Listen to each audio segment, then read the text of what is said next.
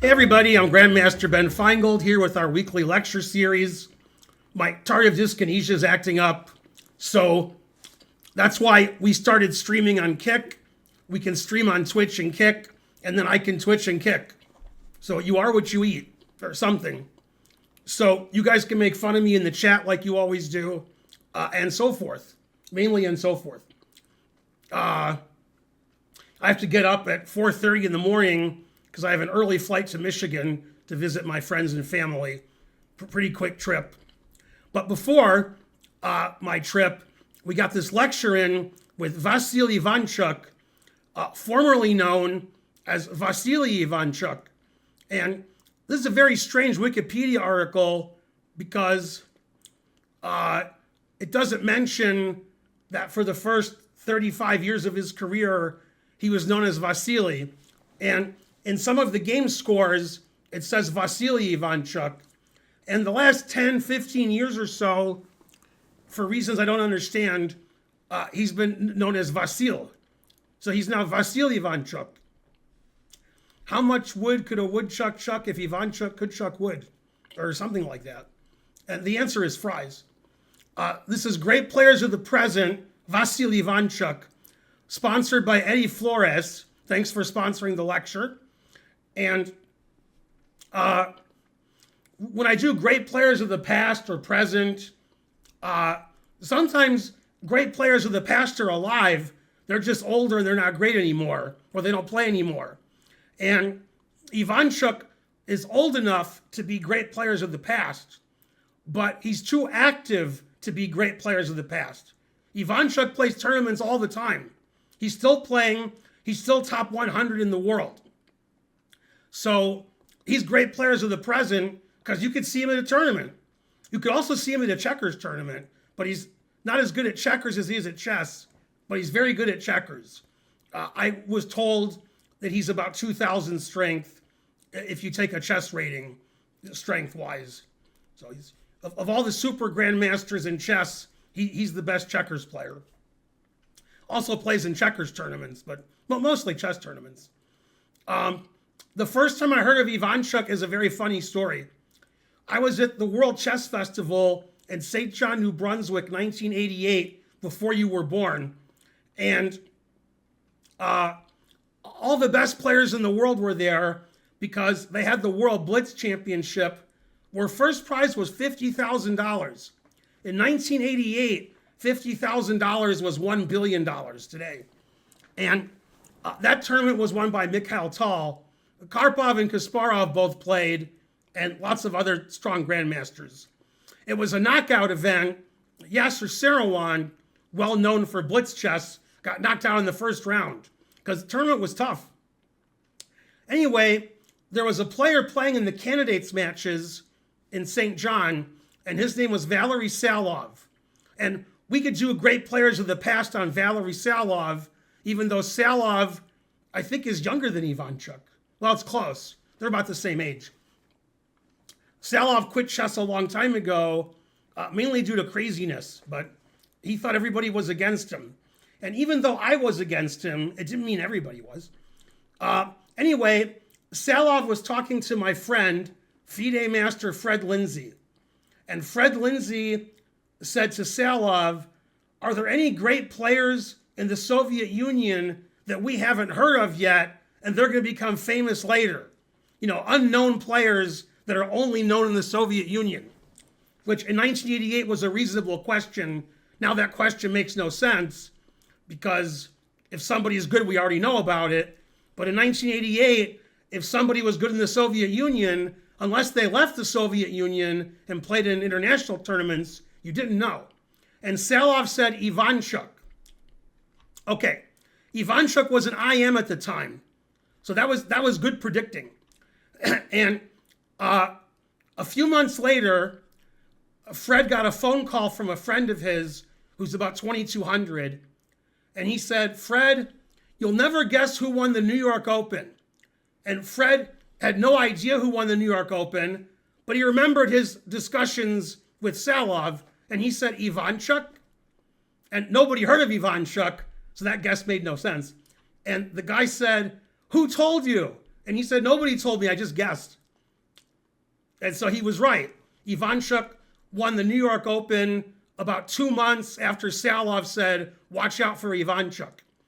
Now, one of the first times I heard of Ivanchuk was in the World Junior Championship, which now doesn't make a lot of sense, but back then it did.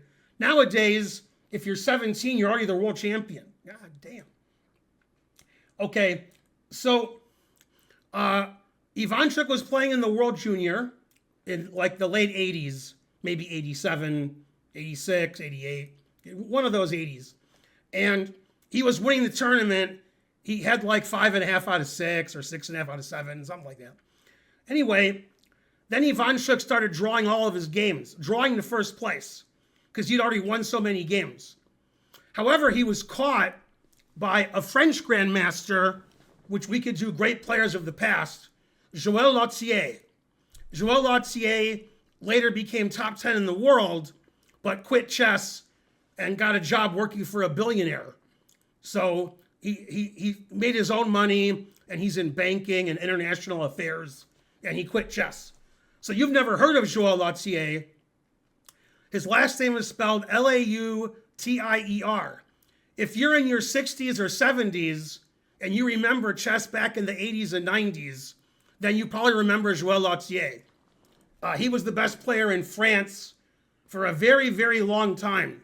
Then eventually MVL got good and Firouzja moved to France, and now France has other good players. But in the 80s and 90s, the best player in France was Lautier from like 1989 to 2003 or so, I would say.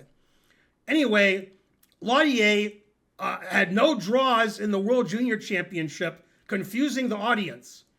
Lautier had 9 wins and 4 losses, and he tied for first with Ivanchuk. And the first tiebreak was most wins. Well, since he had no draws, obviously he had most wins. As a friend of mine pointed out a long time ago, if you have the most wins, you also have the most losses. So anyway, so the World Junior Championship, there was a tie for first, Ivanchuk and Lautier won on tie breaks. As a consequence, he got invited to a lot of super grandmaster tournaments because he was the World Junior Champion, and Lautier got a lot better at chess. Lautier wasn't very high rated when he tied for first in the World Junior. He was only like 2,400 feet or even less than that. So I've heard of Ivanchuk for quite a long time. My favorite Ivanchuk story was Ivanchuk was playing in the World Junior. He was in a deep think. He thought a long time, and he sacrificed a rook, which was a good move. When he sacked the rook, he stood up and went, ah, and then sat back down and then hit the clock. The truth hurts. The worst Ivanchuk story, which shows you how tough chess is, was a year or two ago. Ivanchuk was playing Daniel Naroditsky in the World Blitz Championship, and Ivanchuk lost on time, and he didn't know he lost on time. He thought he had time left, and he made a move and hit the clock, and his time fell, and Naroditsky said, your time's down, and Ivanchuk started crying at the board, because chess is tough. He's not the first guy I've seen cry at the board. Not the first grandmaster either. The truth hurts. I have a lot of funny stories about people losing and then acting strange at the board. But I like him jumping up screaming after he sacked the rook. And he won that game. So, okay. Anyway, let's look at the Wikipedia article, which you guys have been staring at. Or maybe if you're on YouTube, you haven't been staring at it. I don't know how the editor works. Ivanchuk has been ranked number 2 in the world on 3 different rating lists. One was in 1991, and the last time was in 2007. Ivanchuk is one of the few players in the world who didn't stop playing chess in his 40s and 50s. Ivanchuk is older than me. It's not even possible, but it's true. Ivanchuk's 57, and I'm only 56. Although Ivanchuk and I were born the same year, 1969. In fact, Ivanchuk is 1 month and 1 day older than Susan Polgar. Exactly. She's also 57. And we've done great players of the past or present on her also. She's probably the past because she doesn't play anymore. But Ivanchuk still plays tournaments all the time. Ivanchuk has won all the big tournaments. Vaikanze, Linares, Tall Memorial, Gibraltar. He's won the World Blitz Championship and the World Rapid Championship. Some people believe, I'm not one of them, but I'm just one person. Some people believe Ivanchuk is one of the 2 or 3 greatest players never to become world champion. I don't think he's one of the 2 or 3 greatest, but I think he's one of the 10 greatest. Ivanchuk could beat anybody on any day, as we will find out in the lecture. And then Wikipedia talks about his tournaments. You can read that yourself. Talks about the candidates. One thing they may or may not mention in the Wikipedia article, they do mention it. Okay, I was just going to talk about this, and it was in 2013, which I didn't know. I knew it was around 2013, but I didn't know the exact year. Ivanchuk played in the candidates in 2013, and he lost games on time, which is weird for a super GM to lose on time in a slow tournament. And he was in terrible time trouble in a lot of them. And he was finishing near the bottom of the pack. In the last round, and this affected chess history, and Magnus Carlsen has to thank Ivanchuk for being the world champion, basically. If it wasn't for Ivanchuk, Carlsen wouldn't have become world champion when he did. Who knows if he ever would have, but probably. Carlsen was playing Svidler in the last round of the candidates, which I don't see them mentioned in the Wikipedia article. That's weird. I remember it. It was 13 years ago. And Kramnik was playing Ivanchuk, and Kramnik and Carlsen were tied for first. And Carlsen had the better tiebreak. And Carlsen actually lost to Svidler, which was a big upset. I think Svidler was black, making it a bigger upset. And when he lost, he thought his chances of becoming world champion were done for that cycle. So he was choking on his own rage, destroying the banister and the hallway, so forth. However, much to Kramnik's chagrin, Ivanchuk crushed Kramnik, which made Kramnik and Carlsen tie for first. Carlsen had better tie breaks. Carlsen played Anand, and the rest is history. So if Ivanchuk had lost or drawn to Kramnik, and Kramnik was in first, Ivanchuk was in last, then Kramnik would have played for the world championship in 2013 or 14 against Anand. But because Ivanchuk won, that changed the result of the tournament, and go Ivanchuk. In the World Rapid Championship in 2016 in Qatar, Ivanchuk got 11 out of 15, including beating Carlsen, etc. Now, I remember a game where Ivanchuk beat Carlsen. I think Carlsen hung mate and won. God damn. It was funny. They're talking about him playing checkers. It says his rating in checkers was 1997 in 2019. Now, when they had the World Rapid Championship and they were having the prize ceremony, during the prize ceremony, Ivanchuk was playing checkers with, what's his name? Jobava. And he crushed Jobava, and then he was late getting his first place acceptance because he was playing checkers. So he was busy. Yeah, Ivanchuk is a really interesting player. He knows every opening. I can't say Ivanchuk is an expert on one opening. Ivanchuk is an expert on all openings. So he studies chess more than you do. I don't care who you are. Well, maybe if you're Caruana, he doesn't. But Caruana is probably not watching this lecture. But Ivanchuk knows all openings and plays different variations of the openings and seems to know everything. Very good at tactics. He's very good at strategy, etc. And they talk about his tournament victories, which scroll down. He won every tournament that he ever played in. Go Ivanchuk. Okay, and they talk about his best performances in Olympiads, team tournaments, played for the Ukraine. It's interesting. I guess Ivanchuk still plays for the Ukraine, but I don't know if he plays in the Olympiad anymore because, he's not top 10 in the world anymore like he used to be. They have his records in Olympiads. I was at one Olympiad in 1990. It says Ivanchuk got 5 wins, 1 loss, and 4 draws, and the team won gold. That was for the USSR before the Ukraine existed. Well, 1990, that was getting close. I was the Belgian women's team captain. Very suspicious. Okay. Ivanchuk was married to women grandmaster Lisa Galyamova, although it says Russian women grandmaster. I'm not sure what they mean. Galyamova is a regular grandmaster. I don't know if they mean she's a woman's grandmaster or she's a woman who's a grandmaster, which is more accurate.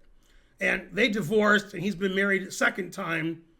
And I remember this story in 2011. I didn't know it was 2011. Ivanchuk was playing in a tournament in Brazil, and half the tournament was in Brazil, and half the tournament was in Spain. Very suspicious. And they were about to leave for their Spain part of the trip, and he got mugged, he and his wife. He threatened to withdraw from the tournament, but his wife convinced him to continue. So no mugging Ivanchuk. Okay, and he's won lots of awards and so forth. And he still plays in tournaments today, but enough talking about the Ivanchuk that was. Let's look at Ivanchuk's games. No, that's the wrong one. That's the right one. Okay, so we're going to look at games where Ivanchuk beat really strong players. And typically I have 3 or 4 games, but I wanted to talk about Ivanchuk more than I talk about most people because, I've had interactions. I've never played Ivanchuk, but I've seen him at tournaments. First game was against Topalov. This was played in Linares in 2007. Now, Topalov is younger than Ivanchuk, but if I did a great players, probably great players of the past, because Topalov, he doesn't play very much, and he's not great anymore. His rating went down a lot, plays once or twice a year. He's basically retired. Ivanchuk is anything but retired and still has a high rating. So even though Ivanchuk is older, he's a present player. Topalov, very suspicious. Okay, I want to read the sponsor's message before I look at the games. I'm not sure if he wanted me to read the message, but I'll read it anyway. Chess is a beautiful game. It is made even more beautiful by players that genuinely love the sport and make masterpieces on the board. Vasyl captures both of these qualities. I hope some of these games by Vasyl inspire that love and fighting spirit in future chess players. Ben, I love watching your past, present, and future lectures. You are an awesome teacher. I can't disagree with the guy. Please never stop, and thank you for all you do. Rawr. Now, I think the sponsor wasn't necessarily interested in me showing his famous Kasparov game, but that's like my favorite game. So since it's my lecture, we're going to show it at the end because I like showing that game. The first 2 games I've never shown, Ivanchuk Topalov. Ivanchuk's white. Coincidentally, Ivanchuk is white in all of the games, and they list his name as Vasily because that's what his name was until it was Vasyl. Okay, so Topalov likes to play sharp chess like Ivanchuk, so they played a Najdorf Sicilian. Ivanchuk also plays the Najdorf with black, and Ivanchuk also plays d4 on move 1, so you could have any opening with Ivanchuk with either color. Plays every opening. Ivanchuk played bishop e3. In 2007, this was probably becoming popular. Right now, bishop e3 is the most popular move. But back in the 1980s, 90s, and 2000s, bishop g5 was the most popular move. Now bishop g5 is pretty rare. Okay, and black can play e6 or e5. e5 is the spirit of the Najdorf. The whole point of the Najdorf is to play e5. You're playing e6, you're playing for move orders. Okay, now in this game, Ivanchuk can play knight b3 or knight f3. They're both good. He played knight f3. Then bishop c4, taking advantage of the weak white squares. Castles, castles. Pretty good chess so far. Bishop e6, attacking the bishop. Bishop takes, pawn takes. Knight a4. The knight wants to go to b6, attacking the rook.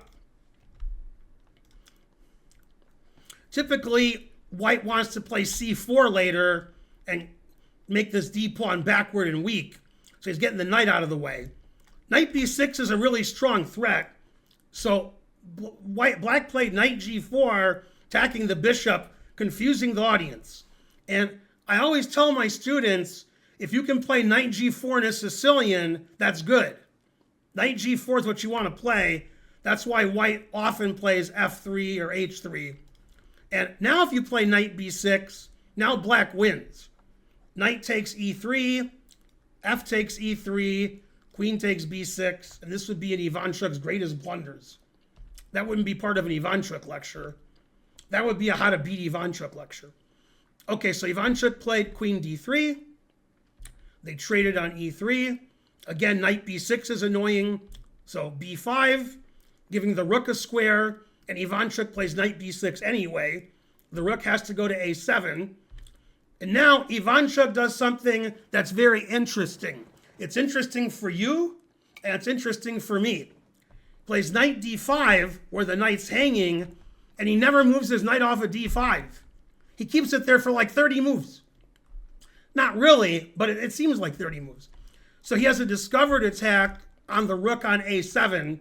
So Topalov moves a rook on a7. And now you're like, okay, the knight's attacked. Now he's going to move his knight. No. He played queen d2. So now if you take the knight, I take with check, and I attack your rook. So he played knight c6, and Ivanchuk played rook d1, and he said, if you take my knight, I'll take with check, and I'll take the knight on c6, and white wins a pawn. So black played rook d7, which still doesn't threaten the knight. So he played queen c3, attacking this knight. The knight just stays on d5. Knight b8, always retreat. Okay, now the knight's attacked. So he takes the bishop. And now, since the d pawn is weak, white takes all of his forces and attacks the d pawn.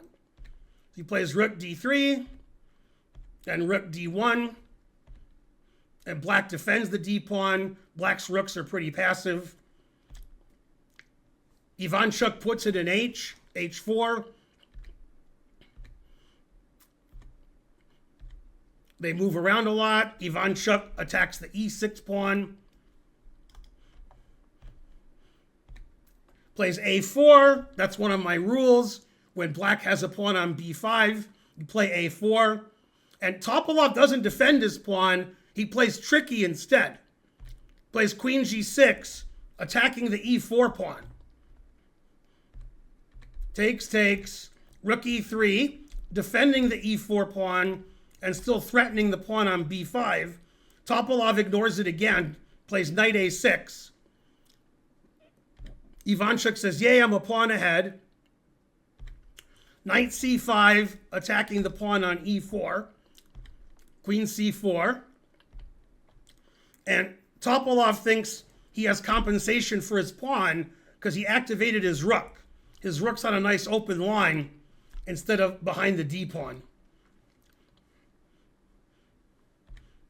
Rook e1, and white's a pawn ahead, should have a winning position.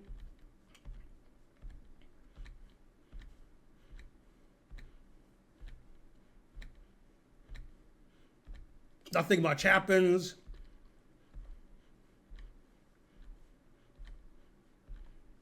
Then black blunders with queen f7 in time trouble, allowing queen takes c4. Bam, confusing the audience. To unconfuse the audience, if rook takes queen, then white's up a piece. And if you take the rook on a7, I just take back. White's up a piece, all the pieces are hanging. It's going to be a fair trade. Either black's going to take the queen, then white takes the queen, or black takes the rook and white takes the rook. So queen f7 was a time trouble blunder in a position that was probably losing since white's up a pawn, white has a passed pawn, black doesn't really have any counterplay.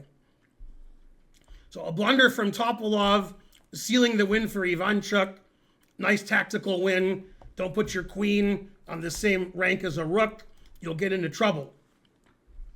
Now, the most exciting game of the lecture is game 2. That's his game with Alexander Morozevich.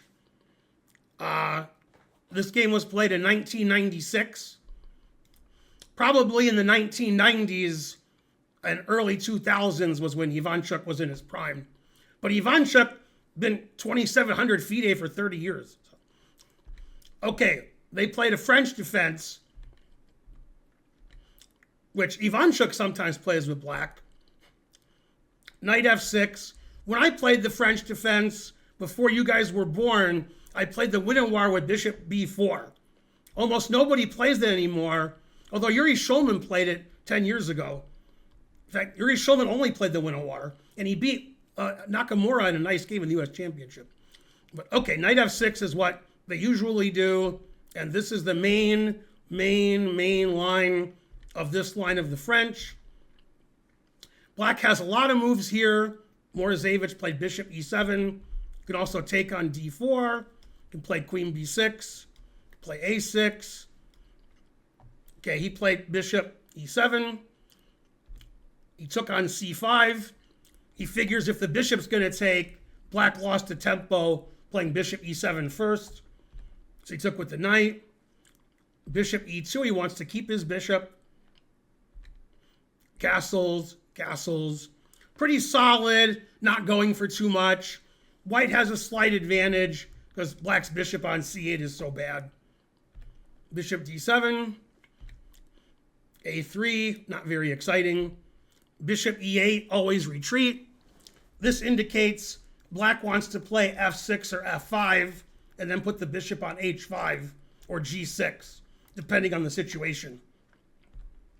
Queen e1, the queen's headed over to the king's side. Rook c8, rook d1. Again, not too interesting yet. And this is the most interesting game, just not interesting yet. b4, that makes the game interesting, weakening the c3 square, but black has a lot of knights in front. It's not clear what black should do here. Should black play knight e4, aggressive, or knight d7 and try to reroute the knight to c4? Played knight d7. Knight b5 attacks the queen. Queen moves away. And bishop to d3. Now the queen's coming, the knight's coming, bishop's coming. Something's coming. Never play f6. I sort of spoiled the result of the game by black playing f6. Although this is an Ivanchuk lecture, not a Morozevich lecture. So probably already spoiled the result anyway. Okay, f6 attacking e5 1 million times.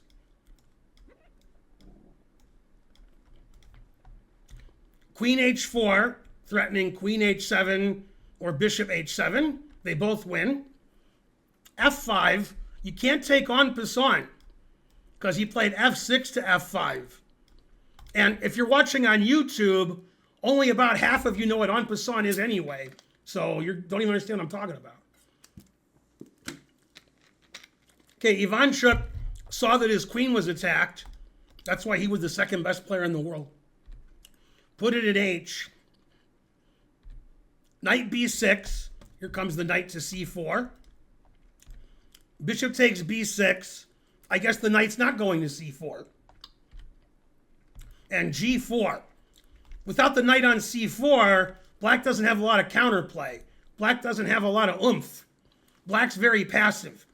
Obviously, and frankly, you can't take the pawn on g4 because you get checkmated with advantage.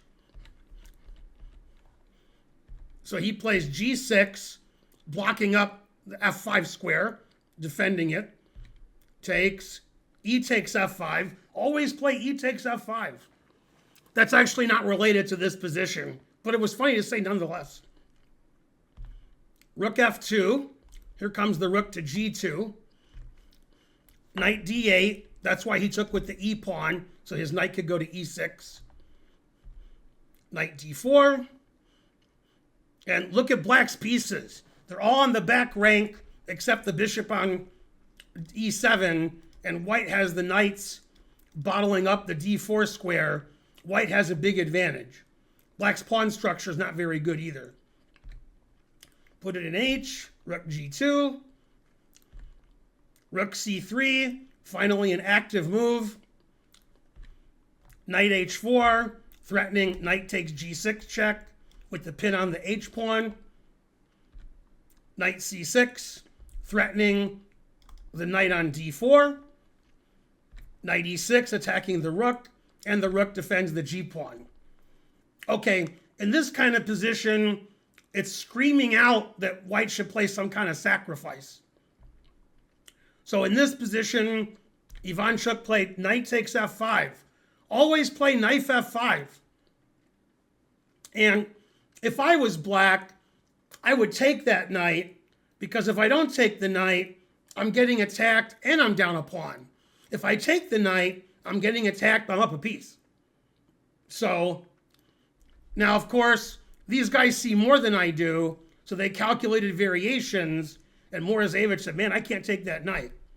Now, if you take the knight, white has more than one way to continue attacking. White could simply play queen takes f5, threatening queen h7 mate with advantage. Or white could trade rooks and then play queen takes f5, threatening mate. Or, better yet, now that I'm looking at it myself, white can play queen h6, threatening queen g7 mate.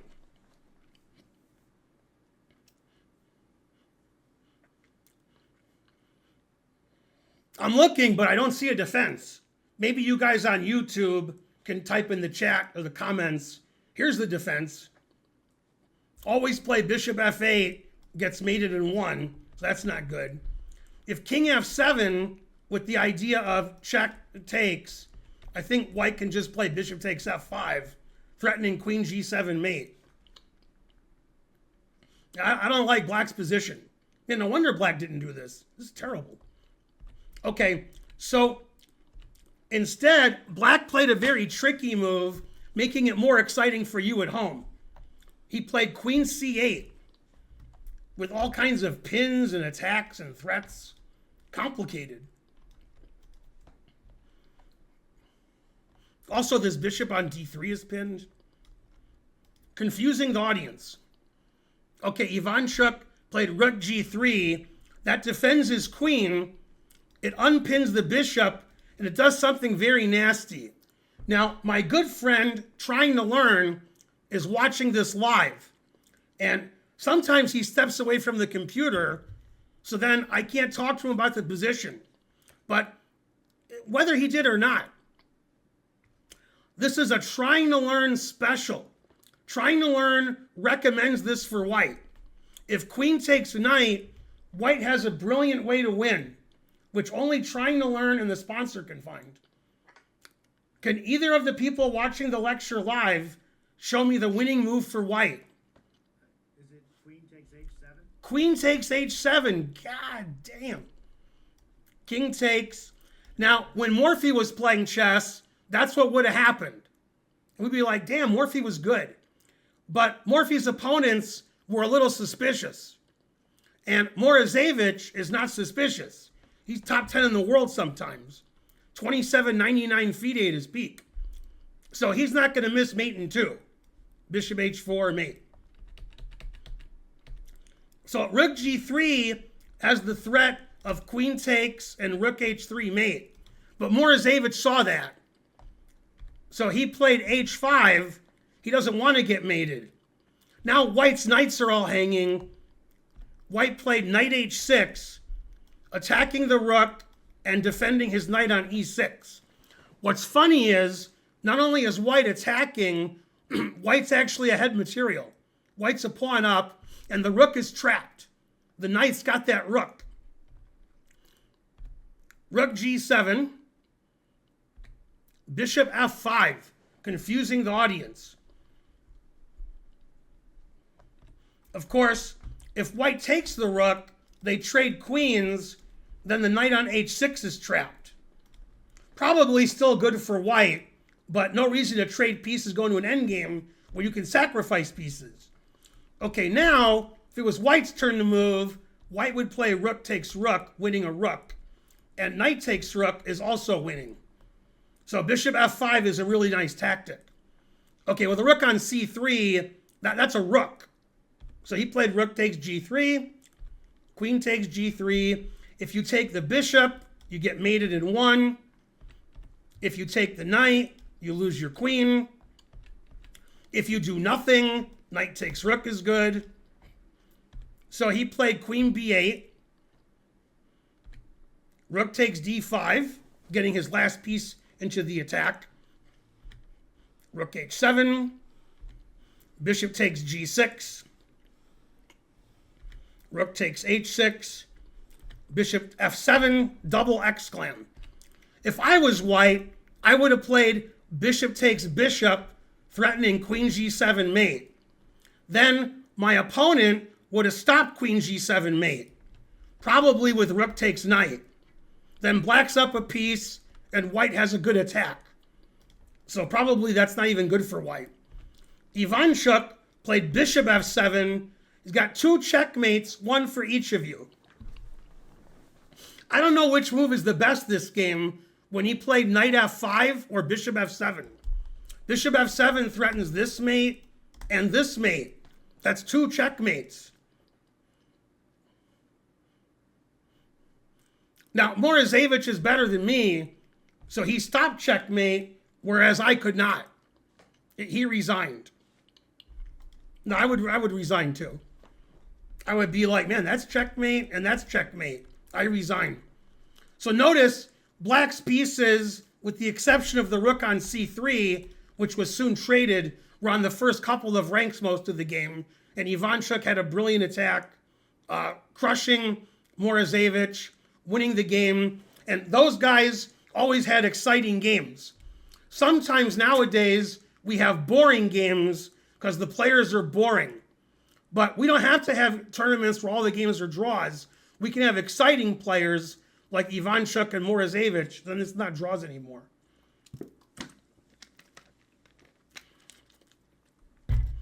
Okay, last game is my favorite. This is one of my 5 favorite games of all time. I show this game a lot because I like it so much. Now, the main reason I show it is because I have a great depth of appreciation for Garry Kasparov, more than you guys do, because you guys aren't old like me. In the 1980s and 90s, Kasparov won all the tournaments.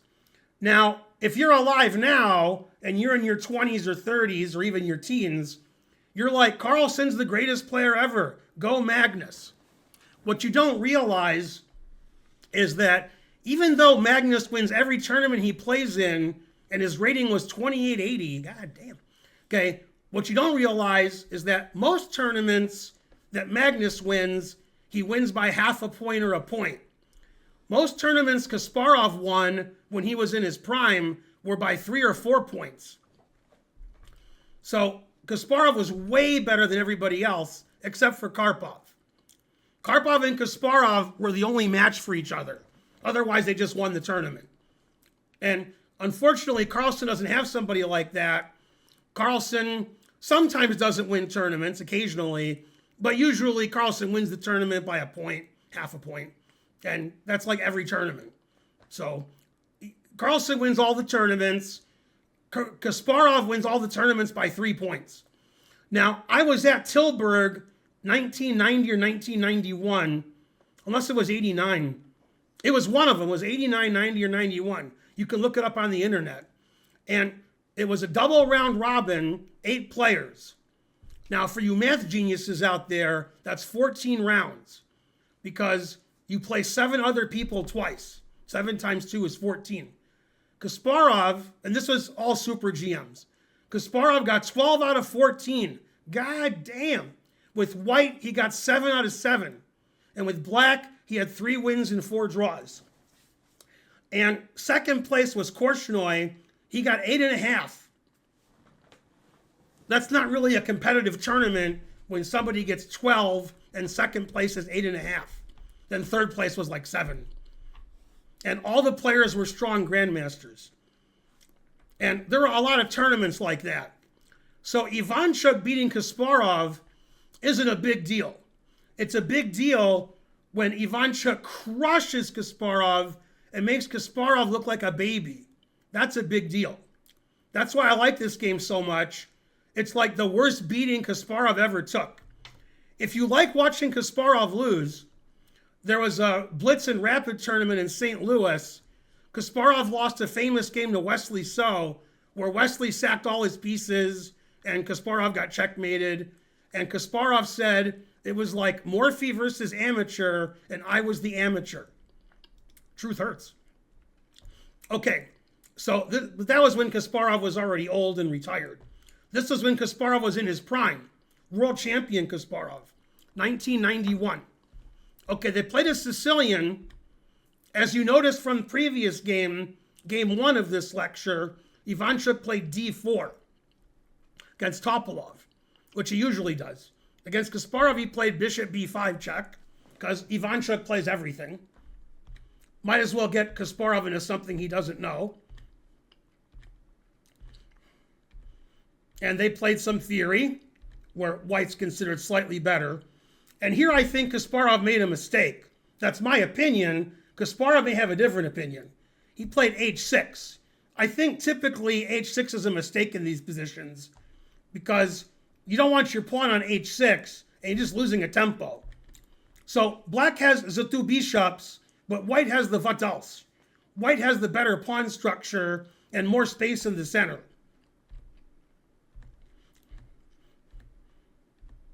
King h1, put it in h. And then black plays h5, which makes it seem like h6 was a mistake. Okay, so Kasparov is going to keep his king in the center this game, but Kasparov has all of his pawns in the center, so he's not really worried about getting attacked in the center. Ivanchuk plays on the queen side, first, a4. Then b4. Then b5. So white has more space on the queen side, but nobody can really move over there. It's sort of blocked up. Ivanchuk wants to keep queens on the board since black king is on e8. Black puts his rooks on the half-open files. Black threatens mate in 1. It'd work against some people, but Ivanchuk played rook g1.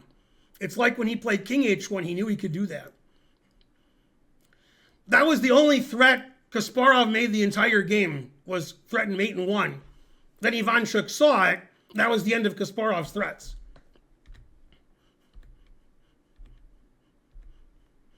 Then he got his queen kicked out. Then c5.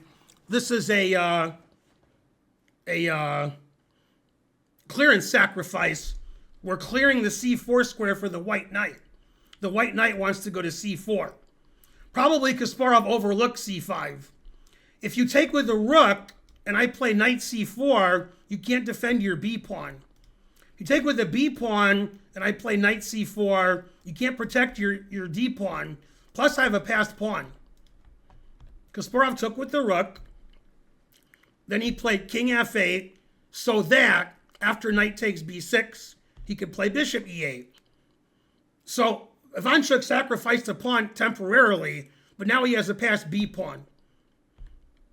f4. So white's winning on the queen side. White's much better in the center. And soon White's going to win on the king side. Kasparov wants counterplay. Ivanchuk says, boy, my rook can come down the C line. That seems pretty good. King G7, wants to hide his king on H8. Ends up putting another piece on H8. G4 exclam. I'm assuming Kasparov overlooked that because usually when you play H4, they can't play G4 because you take on passant. If you take on passant, then I play queen takes check and I'm threatening here. If you block with the queen, I just step away with my queen. Uh-oh. And the truth hurts. But if you don't, then you get mated in one. And you lose a rook. And your bishop's hanged. So probably Kasparov overlooked G4 in time trouble. Played rook C5. Obviously, if you play rook F6, G5 is annoying. So he played rook C5. Takes. Knight C8, attacking the bishop. If the bishop goes to F6, then G5 still. So bishop F8, always play bishop F8. Queen D8, threatening the bishop on E8, which is trapped. The truth hurts. Queen G6, Kasparov gets counterplay with queen E4 check. F5, now if you take on F5 and I take, your queen's pinned to your king. So he played queen H6. He wants his queen to come down to E3, threatening queen takes knight and queen takes H3 mate. That would have been interesting. Queen takes bishop, queen E3. Then Kasparov has counterplay. But he played G5. Man, the truth hurts. Queen H5, threatening the knight. Rook G4. Okay, so finally, White's threatening this bishop. Takes on F5, attacking the rook. Knight F4. If you play queen H7, queen F6 mate with advantage. So Kasparov played one of my favorite moves of all time. And the reason it's my favorite is I didn't have to play it. If I had to play it, it'd be one of my least favorite. Queen H8, god damn. I've seen Kasparov win a lot of chess games. I've never seen him lose like this.